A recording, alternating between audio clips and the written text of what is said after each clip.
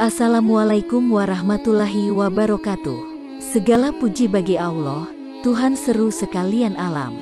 Sholawat dan salam atas junjungan kita baginda Nabi Muhammad Sallallahu Alaihi Wasallam. Kali ini akan dibacakan karya Imam Al-Ghazali yang berjudul Zina dalam kitab Tahzib Mukasyafah Al-Qulub.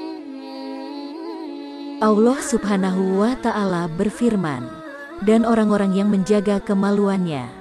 Quran Surat Al-Mu'minun ayat kelima. Maksudnya, mereka memelihara kemaluan mereka dari perbuatan dosa dan hal-hal yang terlarang bagi mereka. Di dalam ayat yang lain Allah berfirman, dan janganlah kalian mendekati perbuatan dosa yang terlihat ataupun yang tersimpan.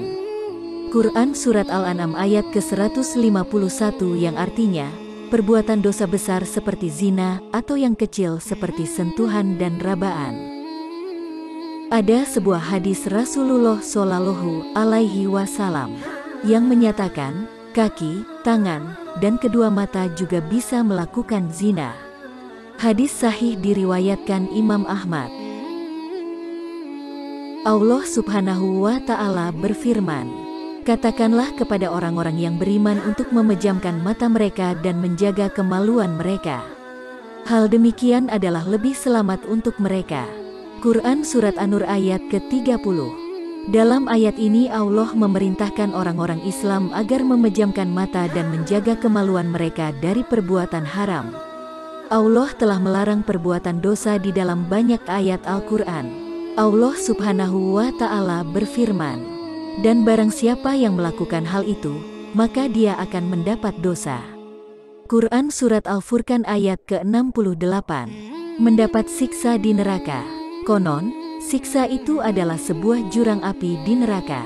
Ada juga yang mengatakan bahwa siksa itu adalah sebuah kawah di neraka, dan ketika ia memuntahkan isinya, penduduk neraka akan menjerit karena baunya yang memuakkan. Ada sebagian sahabat yang mengatakan, hindarilah zina karena 6 hal. 3 hal di dunia dan 3 hal lainnya di akhirat. Di dunia, 3 hal itu adalah kekurangan rezeki, kematian, dan rupa yang buruk. Adapun di akhirat, murka Allah, hitungan amal yang sulit dan siksa neraka. Diceritakan bahwa Abi Musa alaihi salam berkata, Tuhanku, apa yang akan didapatkan oleh orang yang melakukan zina? Allah Subhanahu wa Ta'ala berkata, aku akan memberikannya baju dari api neraka. Seandainya ia diletakkan di sebuah gunung yang tinggi, maka ia akan berubah menjadi abu.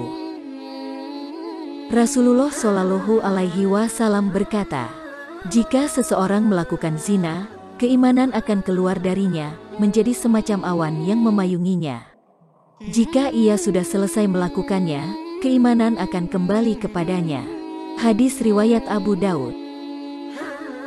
Homoseksual atau liwat lebih parah dari zina. Qadi Al-Imam rahimahullah berkata, aku mendengar seorang syaikh berkata, di setiap wanita ada 1 syaitan, tetapi di setiap lelaki tampan ada 18 syaitan. Orang pertama yang melakukan homoseksual adalah kaum Nabi Lut. Kemudian Allah mengutus Nabi Lut kepada mereka, mencegah mereka melakukan hal itu dan mengajak mereka beribadah kepada Allah Subhanahu wa Ta'ala. Lut mengancam mereka dengan siksa neraka jika mereka tetap menjalankan tindakan berdosa tersebut. Tetapi mereka berkata, jika kamu memang benar, coba tunjukkan kepada kami siksa itu. Lut memohon bantuan Tuhan menghadapi mereka. Katanya, Tuhanku, tolonglah hamba menghadapi kaum yang rusak ini. Quran Surat Al-Ankabut ayat ke-30. Allah memerintahkan langit menurunkan hujan batu kepada mereka, setiap batu dengan alamat korban yang jelas tertera. Inilah arti dari firman Allah, ditandai dari sisi Tuhanmu. Quran Surat Hud ayat ke-83. Masing-masing sudah ditandai dengan kehendak dan kebijaksanaan Allah.